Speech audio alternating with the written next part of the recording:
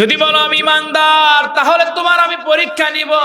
হাসিবান নাসু আইয়ুতরাকু আইয়াকুলু আমান্না ওয়া হুম লা ইফতানুন। সবাই বলে আল্লাহু আকবার।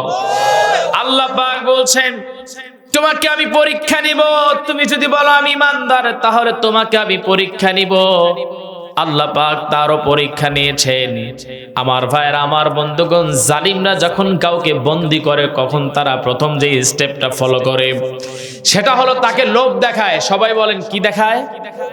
জালিমরা যখন কাউকে ধরে, আর এটা আল্লাহর পক্ষ থেকে পরীক্ষা থাকে, তখন জালিমরা তাকে সর্বপ্রথম লোভ দেখায়।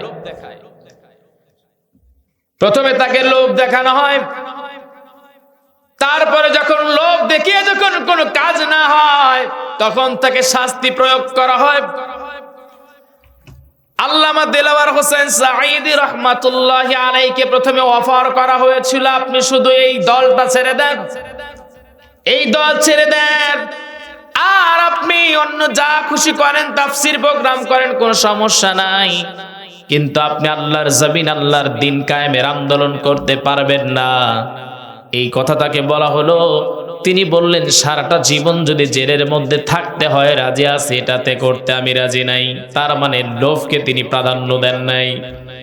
2 নাম্বার হলো আল্লাহর এই গোলামকে, এরপরে তাকে শাস্তি প্রয়োগ করা হলো। 13টা বছর তাকে জেলের মধ্যে বন্দী করে রাখা হলো। 3 নাম্বার হলো যে কাজটা জুলুমকারীরা করে তাকে শাস্তি দেয়, তাকে এমন শাস্তি দিলেন দুনিয়া থেকে বিদায় করে দিলেন।